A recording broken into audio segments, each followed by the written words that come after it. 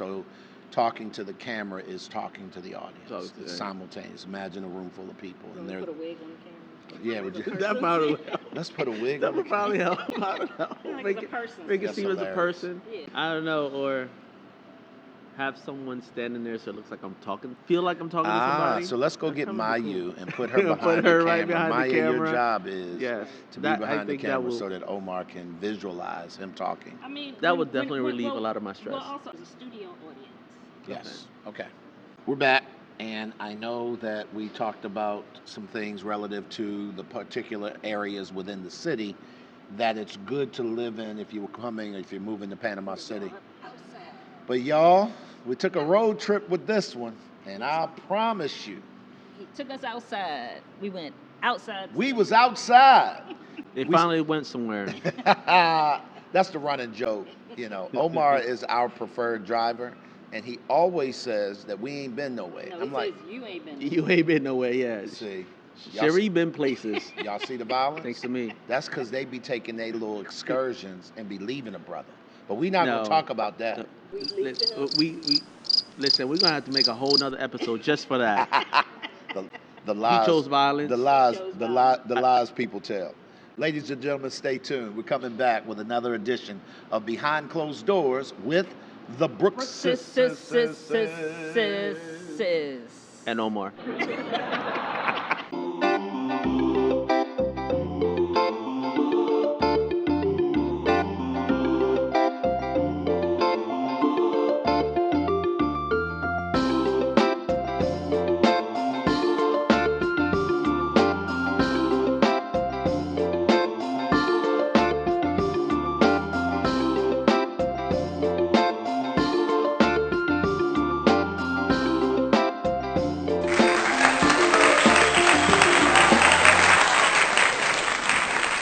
And we're back.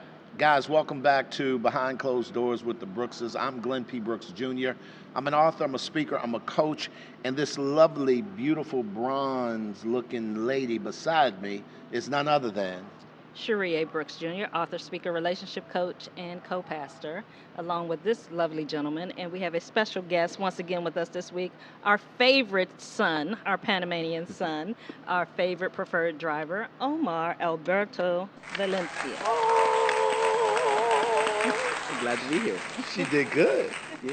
So, Omar, let's talk. We had the recent pleasure of running out to, I could say, your old stomping ground. That's where right. you and I used to live prior to really us getting here. You guys moved from there, like right around the time we moved here, about 2 years ago. Yeah. But there is Costa Verde Mhm. and that area. And so we had a chance to get out because many of you guys have asked the question, what is living outside the city like? Now, I want to clarify really quickly that where we were was not the interior That's that we speak of. Although it's the western part of, in a sense, like the western part of the city in the sense that it's over the bridge. It's not Panama City, but it's towards the west. They would call that the west side, right? Yes, it's the west side. West side. So if I can interject here. Please, am I butchering it? Yes. So in I'm Panama. getting close. I'm getting close. No, the pronunciation is fine. In Panama, there is a debate Oh, okay. as to where the interior starts. Oh, really? And Now I was Yeah. getting into the weeds. I You're get it. getting Come into on. the weeds. Let's So go. I'm gonna just let you know because Please. there's some people You don't want that me to are say from that out Panama. loud. They're gonna be like, "That is the interior." So stay out of our comments is what he's there- saying. Come on. That's not what I'm Omar's saying. at all. Panamanian. He gets the. Please, Listen, Shay. drive up the engagement, comment. So they keep having me on here. So where would you say, I guess, So where does the interior, here's I guess, here's start? where the debate is, right? For everyone in the capital, everything after the bridge is the interior. Okay. For everyone in the west, everything after Campana is the interior. Okay. Oh, wow. Wow. And Campana That's a- is, Campana. that's a quite nice a little distance. Yeah. between. So they're basically after Capita, Right, right? see. Like once you get to Capita, that starts That's turning the into the interior. And so Yeah. Capita is how far from the city? Capita is about an hour. That's where Mike's ranch. Oh, Right, yeah, like, right, no, yeah. it's A less, little about bit. 45 minutes. It Ranch is. depends on the traffic, but about 45 minutes. 'Cause Right. It's about 15 minutes from Costa Verde, so. So then that middle area, could we say that's the suburbs of Panama? It is Technically? definitely the suburbs of Panama. But it's so not. that's It's the not thing. what you guys think of suburbs. All of it is not. All of it is not. All no. of it is not. But it is what we call a suburb. So with that, it is definitely the suburb. So with that being said, I'm glad you said it that way because I've had people come here and they've often asked, like, because they're associated with quote suburban living in the U.S. or maybe it's Canada, what would be the equivalent of that here? And so that would probably, having grown up in the U.S., could you attest that? Yeah, so that probably could be considered that would the equivalent? definitely be Panama Pacifico going, on that side of the bridge, Panama Pacifico. Costa Verde could also be considered suburban living. Okay. Up to the standards of the U.S. But definitely on this side of the bridge, it would be Albrook and Clayton. Yes. Got it. Okay. Okay. Got it. So on this side, so if you've never been to Panama City, I want you to kind of maybe go back if you get a chance, do some research. The Bridge of Americas is the bridge he's talking about, and it actually goes over the Panama Canal, and it sort of is the demarcation line of where the city stops and everything else outside the city somewhat begins, at least on this side of the world. Cherie, we've got a litany of questions and some things. We had a great time, Omar, and I appreciate you taking us out. But there were two different kinds of living that we kind of experienced a little bit, or how people may live. And one was more of a resort style type of a living, particularly if you are interested in investing in property, for example, and you wanted to buy a unit that you wanted to Airbnb. This is one of these places where people could buy a unit like that, and it gives those all-inclusive type Feels, vibes out there. Would I be correct? Right. So we visited two neighborhoods. I guess neighborhoods, cities, towns. I guess Neighborhoods. They're not Neighborhoods. towns. So Arraiján, Arraiján.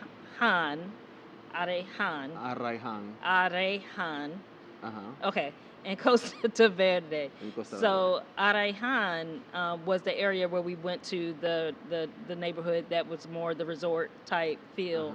So what about that area do you think is attractive for expats? What are some things you can tell people a little bit just about that area in general?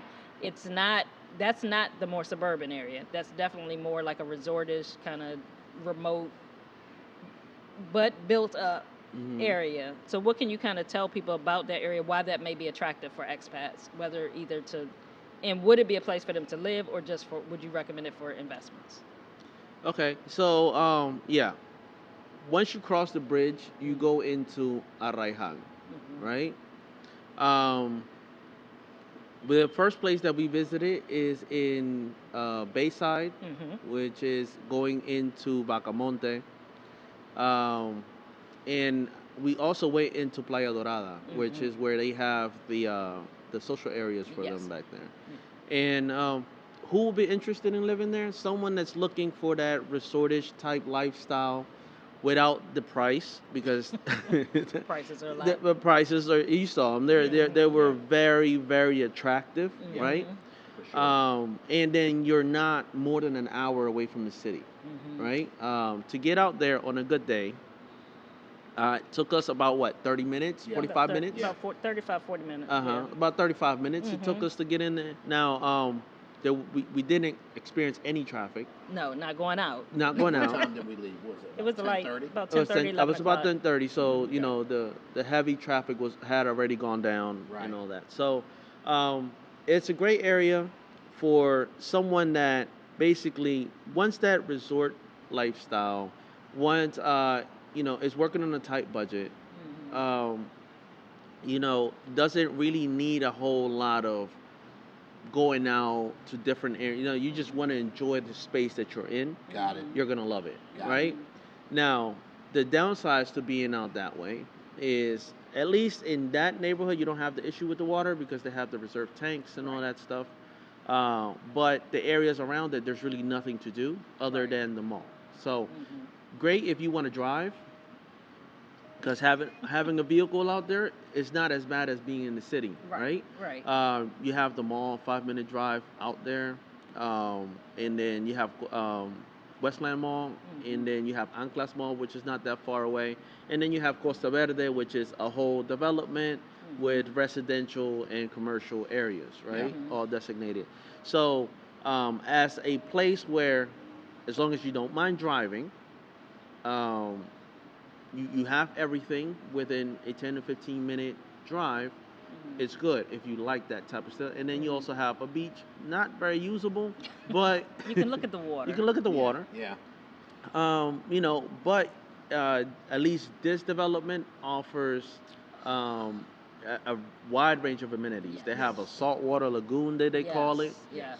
which is large, Really nice. very, very nice. They have the security People all were around it. kayaking. People were kayaking in the lagoon, yes. Yeah. And then they also have the pools for the people that don't want salt water. They have a huge pool that looks kind of like a resort Right. type setting, but they had Kind of got the Infinity. it had an vibe infinity vibe on it, and also had like the slides for the kids. and for the area, kids and right. the splash park and all that stuff. So it's really nice. Like, again, for what you're paying, what you're getting is Yeah, Right. yeah. One thing that I noticed when we were out there was I didn't see a lot of expats. It looked like it was a predominantly an area that's predominantly housed by locals that live in the area. So how important would it be to know Spanish? And to be able to, how do you think it would be for somebody if they wanted to buy a property to live out there to integrate into the community? Would that be so. You're looking at me like that because you already know what my response is going to be. It doesn't matter what part of Panama you move to. I'm always going to tell you learn We don't Spanish. ask questions that we don't know the answers to. That's what. You're going to want to learn the language if you really want to integrate. And this is going to be in any place that you move to. You're going to want to learn the language, right? Because it's just one, the further away you get from the city, and you guys said this 100 times already, the more or the faster the English speaking population goes down. Dwindles, right? for sure. It dwindles a lot, very quickly, right? So, like you said, this community was not built with expats in mind, and the pricing tells you that, right? They are meant more for the working class Panamanians that could afford to purchase a second home or a summer home or an area. A lot of them that live there use them as their primary home, right? Because you have all of the basic Amenities. utilities Yep. and then the added amenities Absolutely. to it, right? So you could definitely live there, especially if your job doesn't require you to go into the city every day. Got it. So, for example, it would be great for me as a Panamanian if I worked in Chorrera or if I worked in any place that was not on this side of the bridge. To make that commute every day would be amazing. Living there, the cost, the prices, and all that stuff, they're all really great. And then you're getting so much amenities. And then as time goes up, that the price in that area is just going to go up just because of all the projects that are being done around it. They're getting their own road that's going to connect with Veracruz, so it's going to take you directly to the new bridge. They are expanding the highway, so the traffic issue would hopefully be a thing of the past. Hopefully. So if it all goes as planned, the area will increase in value exponentially. Yeah, one thing that when we looked at the area, this is an area you guys used to live in.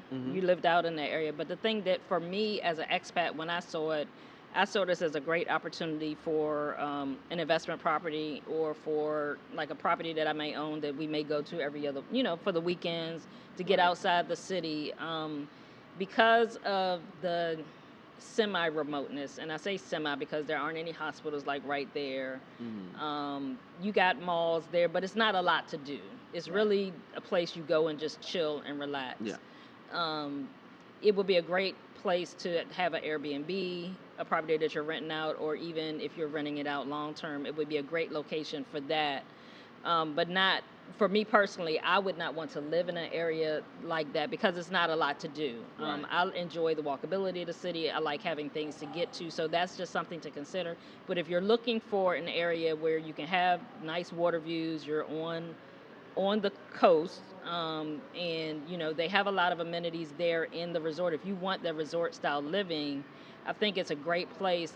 Definitely will need a car. I would recommend if you're going to live out there, you definitely would want a car, because when you do have to come back and forth to the city, so you can drive. Now you can get Ubers out there. It's just going to take a little longer to get an Uber.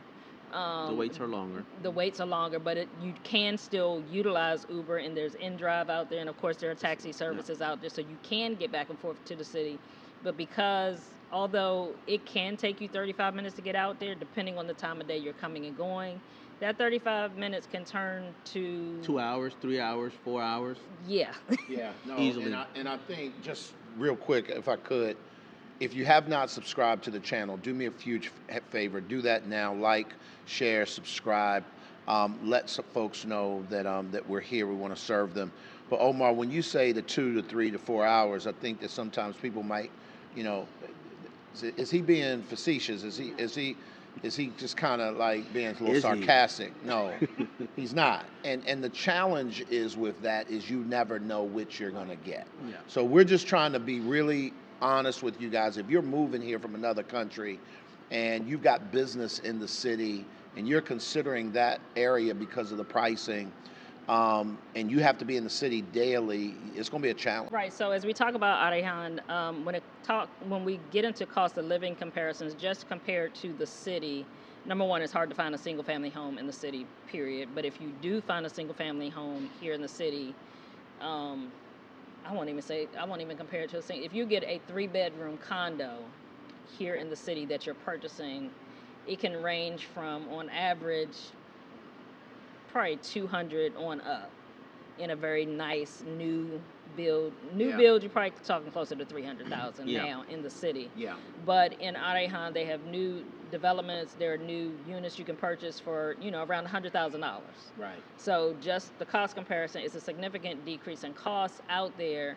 But you have to weigh the pros and cons. Do you have a need for being in the city on a regular basis? Are you okay with that resort type style? If you're in that phase of your life when you really just want to chill, you don't want to do anything, you just want to, you're really, really retired and you just want to chill, that could be a perfect area for you. Yeah. It's a great way to get acclimated to the culture because you're going to have to learn Spanish. Right. So regardless. Right. Right. But you're really going to have to out there because it's a lot less English a lot speakers less out there. English, for sure. And so you're going to have to learn the language. You're going to get acclimated to the culture a lot quicker living outside of the city than in the city. So, I mean, I think depending on what you're looking for, I think that's a great area.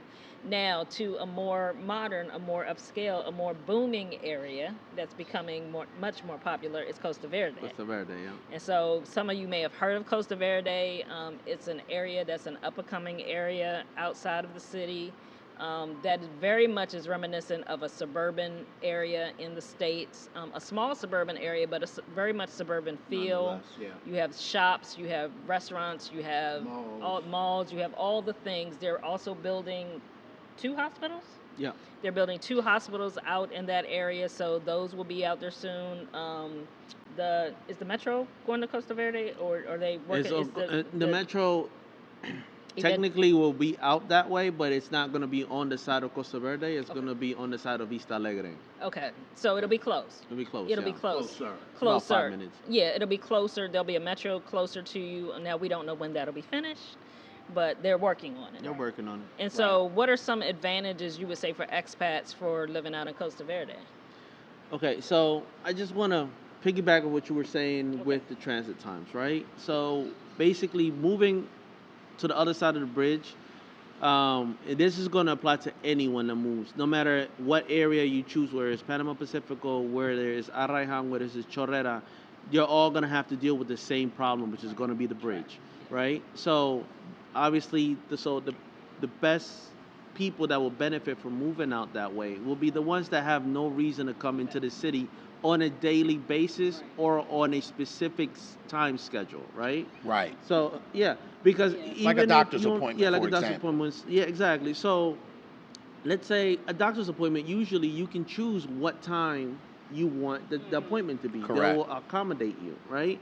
But if you need to be only one time a week in the city, but you have to be here at 7 in the morning, you're probably not going to want to be out that way living, Yeah. because that one day is going to make your whole week horrible, just dreading having Yeah. to get up at 3:30 in the morning so you can make it to that appointment at 7 on Monday. So Omar, just so people give context, when you lived in Costa Verde, Mayu works in the city. Yes.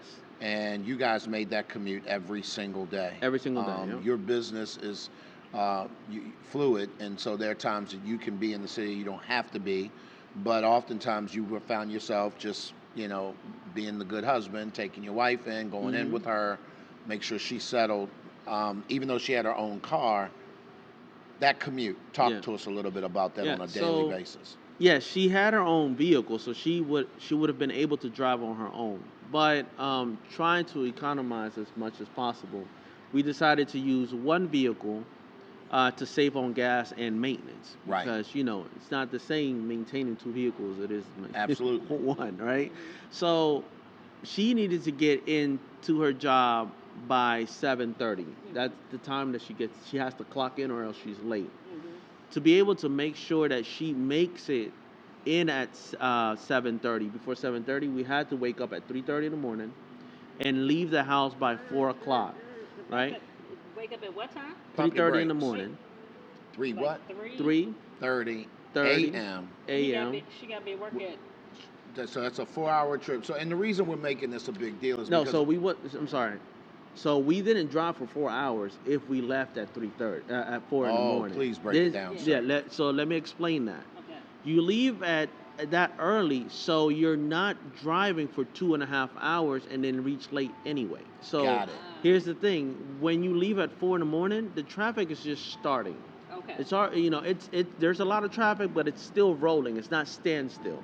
So what will it normally take you 30 minutes to get there? You leave at 4, you're getting there in about an hour. So you're getting to the city about 5. Got it. Right? And then you have to do whatever you want to do until you get in. So either you go to have breakfast somewhere in the city, or most people just lay in their cars and go to sleep again. This is why if you're ever up that early at 5 in the morning and you walk around the places that they have the fondas, that you'll see a whole bunch of cars lined up and people sleeping in the cars. They're from the West. Oh, wow. Wow. I never knew that. I've noticed it, but I've never known why they were there. Yeah. They're from the West. I always thought they was like Uber drivers or something. Most of them are Just from people come from in work from this that are just really to go to early. work. Got And it. you got to get there really early, Yeah. so they sleep in the vehicle until it's time to get in. Okay. Until it's time to go in. So that's the reality of it. So you're waking up early or you're arriving late every day. Got it. Some of us understand the traffic issue. So Right. you also have to understand not everyone here has a vehicle. So it's even worse for the people that doesn't have a vehicle. If you Right. have to take public transportation from Right. Arraiján, because we got to remember, all the jobs are in the city. Right. So a lot of these people are taking these small buses, which we call chivas, to get out to the main road to be able to take another bus to go into the city, and then from there they Wow. got to take whatever bus or taxi to get Wow. to their final destination. So I want to jump in really quickly on that part, Omar, because a lot of expats come here. Like Sheree and I don't have a car. We opted not to have a car because where we live, we don't need one, for a bunch of reasons in terms of what kind of transportation is available to us. So for the person that lives out that way, if they don't have a car, now you have a different problem because you're now focusing on transportation that you don't get to control. Yeah, that's right. So you don't get to control how on time the bus may or may not be that day. You don't get to control whether or not the Uber shows up on time. You don't get to control taxis and whether or not they might be, right? Yeah, at that time, you're not getting an Uber. Okay. I'm Okay. just going to be honest. Everyone is trying to get into the city as fast as possible.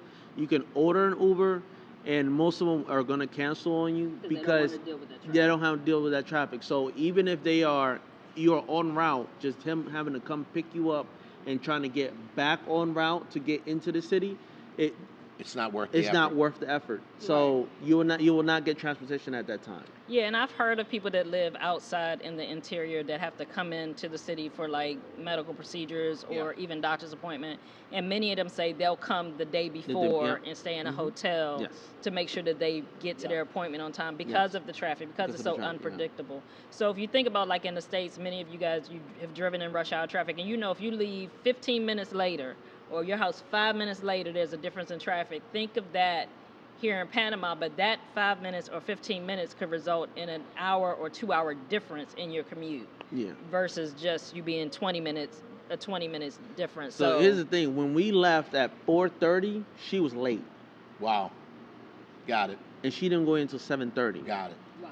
So, guys, again, what we're talking about, again, if you opt to live outside of the city, just know that it all comes with its own set of circumstances. And I think that's the overarching goal. When you're looking for property, by the way, we're going to be having a real estate information session really soon. So if you go to the link in the description and sign up for the wait list, we certainly would love to have you. But whenever you're considering moving here, whether you're buying, renting, or whatever the case may be, these things have got to be worked out, Omar. And I think that that's one of the reasons it makes our experience so rich in a lot of ways, because we chose based on our lifestyle. And the other thing I will say, Cherie, real quick, is that I want y'all to consider the whole healthcare piece of it.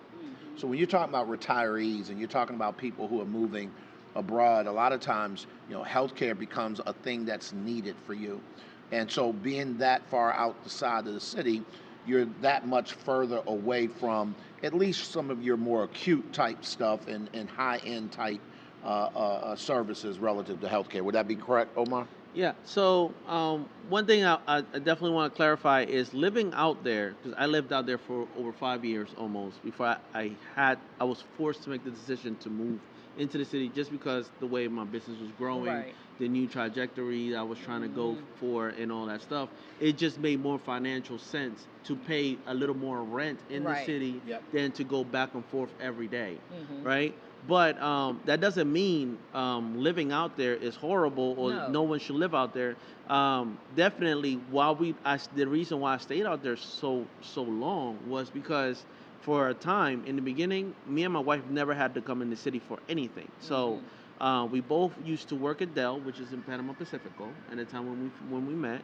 And so our commute was always against the traffic. Right. I will be home in 15 minutes. I will get to work in 15 minutes. And I remember laughing on my way to work and on my way home at all the people On the other side. It's karma, you know. Right. On the other side, you know, we're going back to us like, yeah, imagine having to do that every day. That's crazy. I can't believe they do that. Don't be laughing at people who got it worse than you. Omar. Right, right, Don't do right. that. Don't do that, right? That was not the moral. But anyway, the point of what I was trying to say is, if you really don't have a need, a business need or a financial need or whatever need to be into the city every day during the rush hours, living out there is great. When we lived out there, we never experienced traffic. You go to the grocery store, it's always empty because everyone's working all day in the city. You know, you go to do anything over there, the movie theater, whatever, everything is empty, right? When you go into any store, you get all of the attention Right. directed towards you because you're the only one in that store. Right. Right. Most of the times, right? Right. So that was the great part about it. But it's just that if Right. you need to be in the city, if you're a You just need person to that's consider like, that, no, I yeah. need to be able to go to Santa Costera every day. I need, you know, Yeah. might not be the best. If you need to for fly you. in and out like regular, I know people who live here Mhm. who their jobs have them on planes several times a month. Right. And so they may leave the country for a week or two for work around the world, and then come back home here to Panama, but they need accessibility to the airport, and so that don't work for them. Yeah, You know what I mean? exactly, Because yeah. it's just you can't judge it. Right, and so one thing I want you, before we get into talk about Costa Verde, Arraijn is the resort locations that we visited are beautiful. It's absolutely beautiful out there. The properties are beautiful.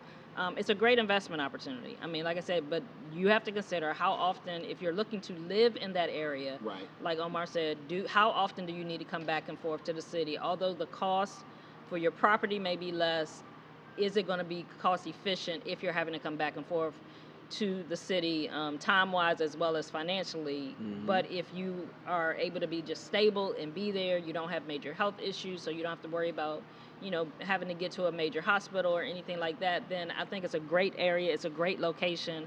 I love it out there. It's very peaceful. we're considering potentially buying an investment property out there because of just the peace of mind that you can have out there. For sure. But for us, it wouldn't be a place that we would necessarily live because we got too much moving and shaking that we're doing. That we need to be in the city. Right. And I like being able to walk around and enjoy the city, the things that come with the city. So Costa Verde is much more suburban. It's much more equipped, I guess. So the houses out there are still very affordable as well. And we visited a property out there, but it's a little further. And the traffic, of course, is still an issue. But what would you say are some of the pros of living in an area like Costa Verde, particularly for expats? And you can speak to that because. Yeah. You know. So Costa Verde itself, the big difference between that one and Arraiján, the neighborhood that we visited in Arraiján, is that Costa Verde is more suburban-like, right? It's very suburban lifestyle, right? The other one, it's more of a resort. I think it's more driven for the people that want to have a summer home or a beach life, resort life type situation. Just more relaxed and all that stuff.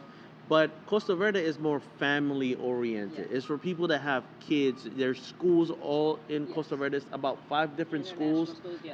International schools. You have private schools in there. It's about 5 of them, and they're building more. They're building a hospital out there. In the next 5 years, that hospital should be done. They're already moving the earth and getting the ground, the foundation ready and all that stuff. And then on top of the suburban lifestyle that you can have out there, you have all of them are gated communities. It's very safe. Even outside of the gates, they have security going on the way around. And one of the things that I learned when we were over there, that they had drone surveillance. Yeah. Did not know that. We learned that the last trip we went down there. So the all whole of these area, are security measures. yes, it has a lot of security measures. And then on top of that, you have the commercial area side of it, where you have a bunch of plazas, you have the grocery stores, you have everything within 3 to 2 minutes away from you. And getting an Uber out in that area usually is not that difficult. So let's talk about the security measures, because we talk a lot about security measures, about these being gated communities. And oftentimes when people hear security measures, they hear gated communities, they're like, oh my God, is it not safe out there? Is it not safe? Why, in those particular areas where we visited, like in Costa Verde, why are those communities gated? And why do they have the security measures that they have? And, do you need to be fearful for your life living out there? No, so you don't need to be fearful for your life. And the gated community thing out in the West, and it's really pretty much in the city also, right? Because we don't look at buildings like gated communities, but they very much are, right? Most of these buildings, to be able to enter, they have a concierge or a security guard at the entrance, or both, right? In the case of rich people like you guys. Yeah, ours have both. Wow, did y'all hear the shade? The shade, crickets. So, or both. I love it. Right, but but it is very much a gated security community, it is. Right? You're not just waltzing up in our building. Right. Like So over there it's just spread out. Right. And each one has its own amenities. One, it's to make sure that it doesn't get crowded. Right. That's one of the main purposes of them separating the areas. When you go in, if your community has a pool, you go into your community pool. Right. But it's only the people that live in that community using that pool. You don't have random people coming from way over there. So that automatically makes it safer. If you have children, you go out there and you know that they're not going to be with some stranger that no one knows where the heck they came from. Right. So that's one of the main reasons. It's tailored towards families, and families usually want security. Yes. Right? Even if you don't need it, I'd rather have it and not need it than need it and not have it. Right? So we met our guy Paco. He rides around on a scooter with the deuce. Yeah. With his 45, on his side arm, with his firearms. But no, I love it, because the other thing is that because, if you go back to the working class that generally lives out that way, they're all coming into the city, and so you want to talk about an area that could potentially be vulnerable. Exactly. If somebody wanted to cut up and act like an idiot and break in and do all the things, you got an entire neighborhood that's empty for all intents and purposes because of the kind of people. So at that particular point, you would want to live in a place where it's secure to come home to your stuff, and it's there. Yeah. You know what I'm saying, at that point. That's the other thing. You know, it's you do not want someone moving you out while you're out at work, Bro. right? And that has happened in these other neighborhoods that don't have security, because again, here in Panama, there's a lot of poverty, right? Just like anywhere else in the world. Yep. Where there's people in need, there's going to be crime. The advantage we have is most of our crimes are a crime of opportunity. Yes. They're usually on the non-violent side of things. Yes. Right? But it doesn't mean that crime doesn't happen, and this is why, you know, security is such an important thing, right? Because this happens in these working class communities. You know, it's 100, 200 houses. If you're able to purchase that, it's because you're working. Right. If you're working, you're most likely working in the city. So this means that that neighborhood is going to be empty from 5 in the morning all the way to 6, 7 at night. At least. So 12-hour window for the moving truck. to move a truck Pull up to the house. That's right. You we know, don't want and that. you put the bars on the windows, and the reality of these things is the only thing these security measures buy you is time. Right. So if they have enough if you got time, enough you can overcome any security measure. Bars on the windows, carjack. It doesn't matter. Let's be real.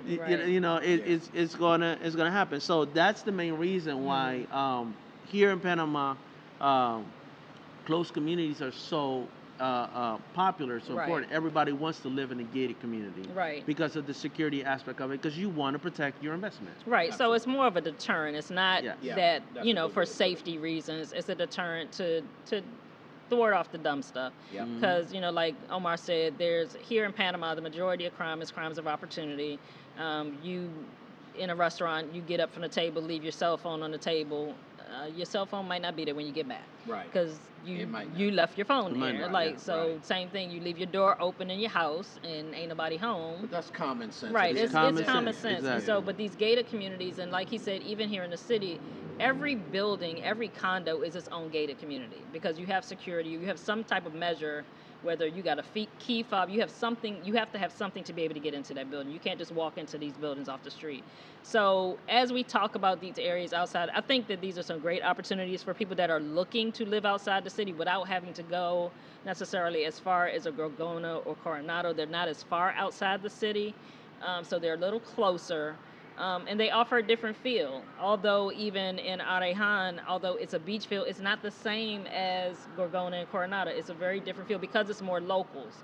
Whereas when you get to Gorgona and Coronado, there are more expats out there, so it's a little more Americanized or expat.